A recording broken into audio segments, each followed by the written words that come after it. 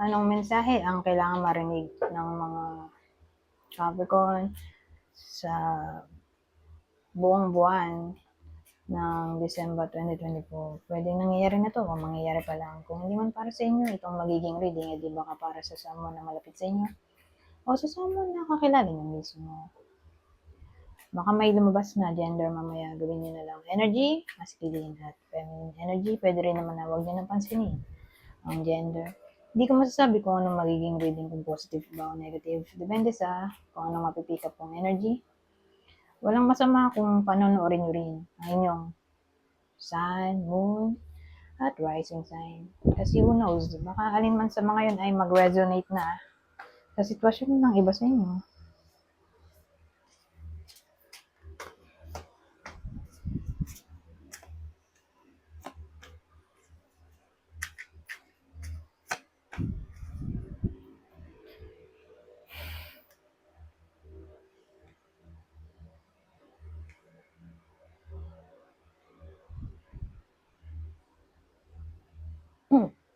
So, ano yan?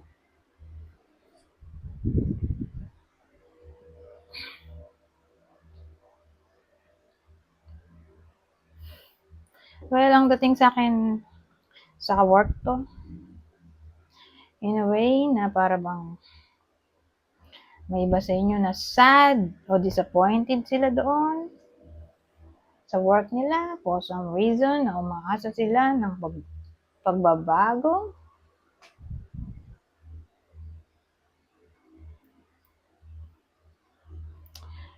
Pero feeling nila talunan na sila. Pero somehow, umasa pa rin sila. Although, alam nila sa sarili nila talo sila, pero ganun eh. Hindi sila nawawala ng pag-asa. Pero aware sila na parang malabo na. Malabo na tong wini-wish ng iba sa inyo. Pero umasa pa rin sila. Ganun. Pagbabago sa work, sa promotion, maasa ng promotion o increased salary. O mawala ang mga nakakainis dun sa workplace. So, case-to-case basis, actually.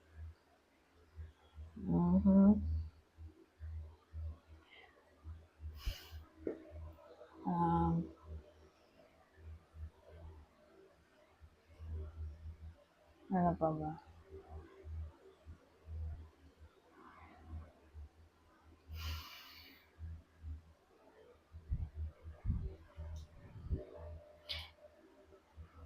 Pero sabihin natin may mga nambubuli sa workplace. Parang ang dating. Gusto nila mapunish. Kaya lang, sad to say,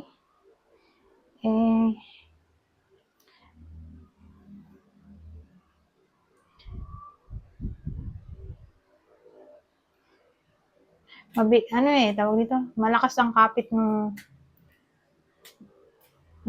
kaaway ng iba sa inyo na nambubuli. Kaya hindi mapunish. Ibang case,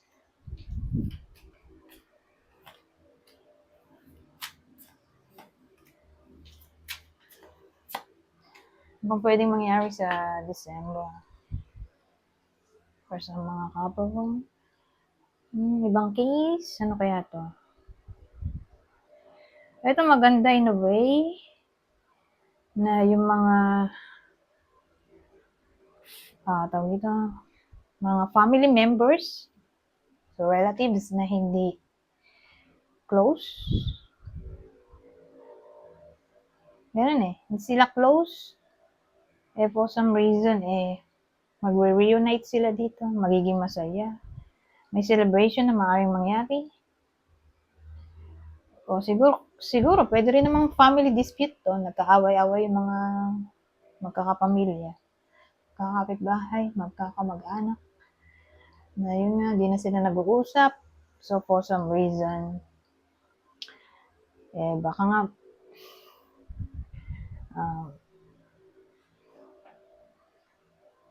magkaroon ng way para magkasama-sama ulit o magkasalo-salo dahil panahon naman ng Christmas at New Year.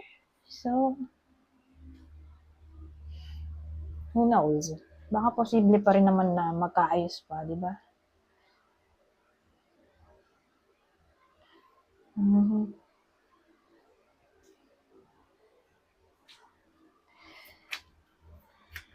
Iba ulit senaryo.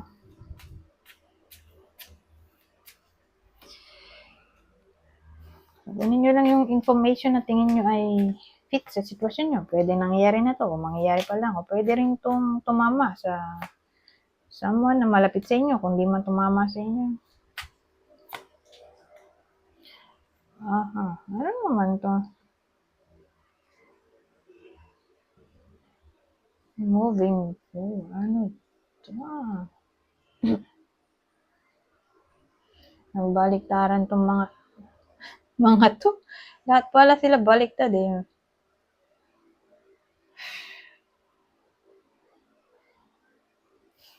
So, may someone na hindi, teka. Ito yung hindi makamove on eh. Kaya lang bakit siya baliktad? Nagmamove on na pala siya eh, ba't baliktad pa siya? O nag-try. Sabihin natin nag-try. Nag-try naman eh. Mag-move on pero for some reason eh, hindi magawa.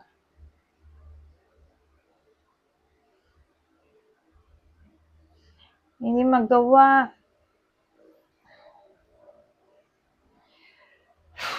dahil takot magsimula ulit. Parang trust issues na to.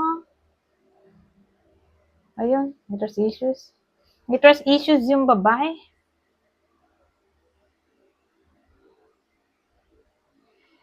Natatakot siya magsimula ulit. Ganun. Mag-try ng something new.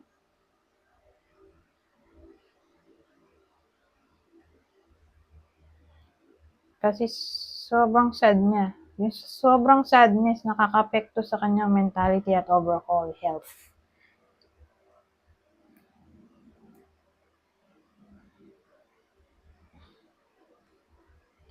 Hindi niya magawang ituloy-tuloy yung pag-move on. Ano kaya yung naging problema nito, no? Ang problema ni ate. Problema si ate dito. Ito, itong babae.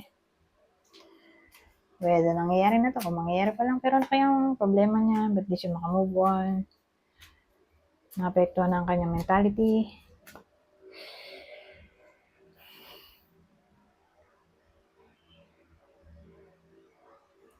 Ito rin, fear of moving on. Yun na nga sinasabi ko.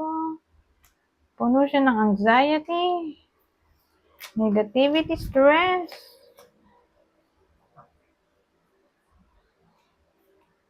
Nagdududa tungkol ano kaya yon.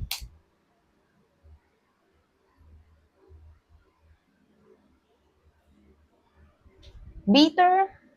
Galit siguro siya. Kanino kaya ito? Kaya siya galit.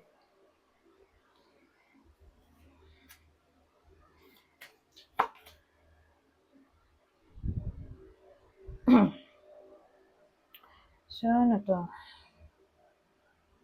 Meron tayong 8 of Wands.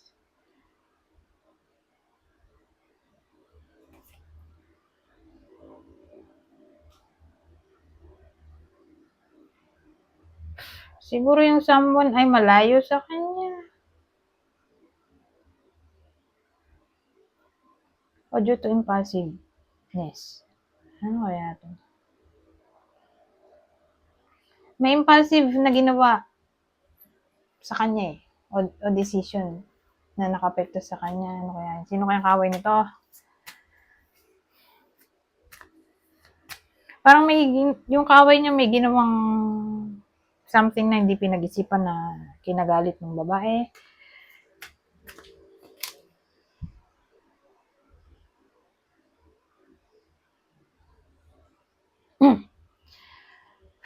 So, this time may ano naman tayo. Three of Cups. Ay, sorry, ano ba ito? Three of Pentacles.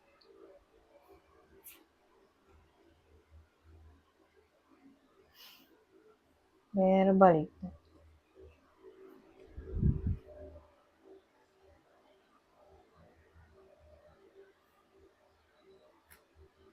Buwisit siya. Doon sa ginawang action dito, buwisit siya. Nabuwisit siya, ganun.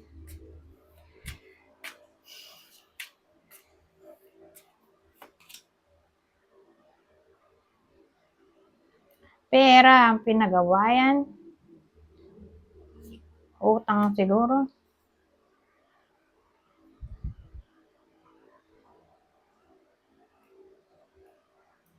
Ayun eh. Pera yung pinagawa yan dito overall. Bigla ang gastos. Bigla ang utang. May someone na ganun. Naubos pera niya. O napahamak siya dahil sa pera. Kaya siya galit. Galit na galit. May trust issue siya. Sa sino kaya kaaway nito, no?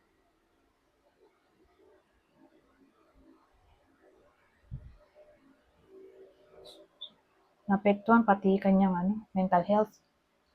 So, ito yung mga senaryo na nag-invest ng pera. Tapos, na-scam siya. Mga ganyan. May umutang na malaking halaga sa kanya, hindi nagbayad. Oh, pwedeng ganun. O, sabihin natin yung jowa niya, umutang. Siya guarantor. Siyempre, joint account yon. Kung gumawa ng action yung asawa niya, edi apektado rin siya. So, ganun. Siguro, umutang o kumuha ng gamit na mahal. Gumastos sa gamit na mahal. O nag-invest. Ano pa ba pwedeng... Basta pera. Na pwede rin na bankrupt. Nasayang investment o yung perang ginastos. Kasi ito, malaking halagang pera yung involved dito. So, may nakaaway yung iba sa inyo at yun nga, pera. Ang ugat.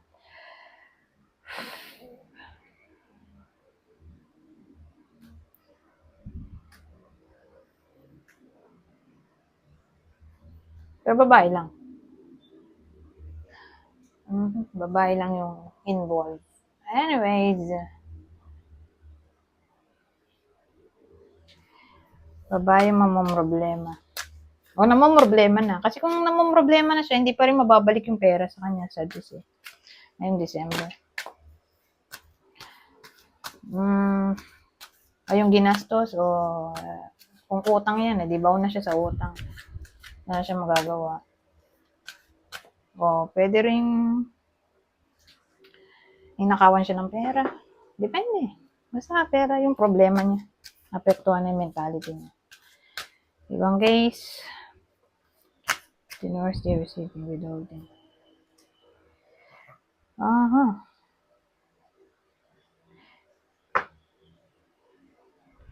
Or receiving abundance to. Provision, reaping what you sow.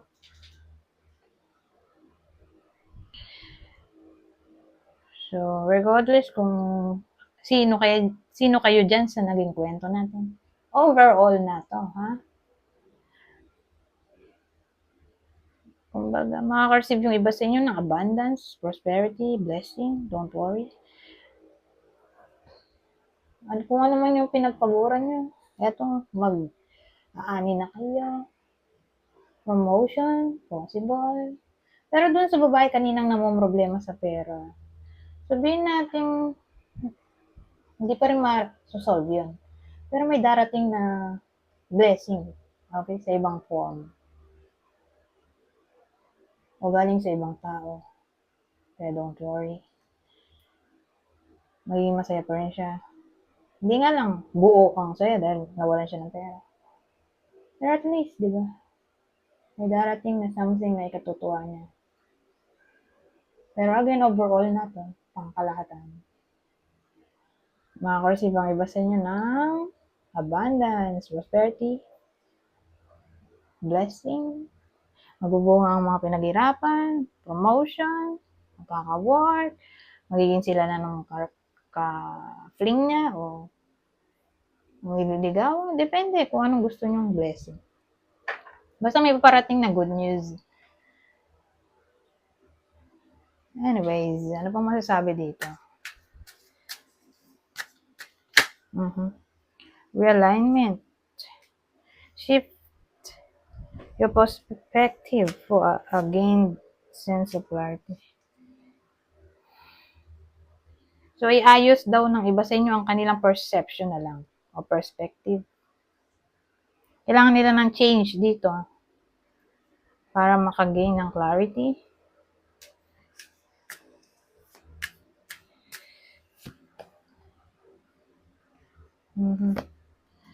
Fear, expecting the worst, afraid of failure, wasting time on negative thoughts. So, yun na nga yung sinasabi ko doon sa babae kanina, na parang puno siya ng takot.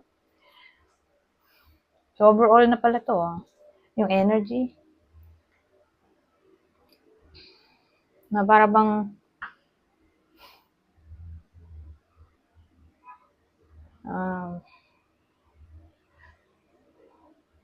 yung energy ng December sa iba sa inyo, takot magsimula ng something new, natatakot mag-change.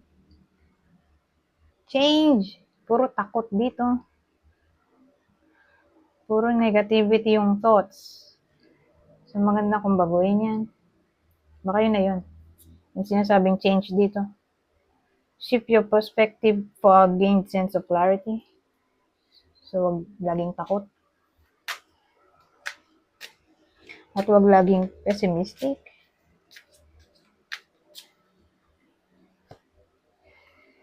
Putting in the work, action that helps achieve goals, building the path to success. Pag ganyan,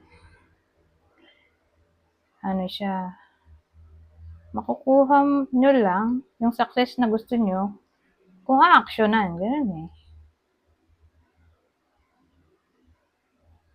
So, ibig sabihin,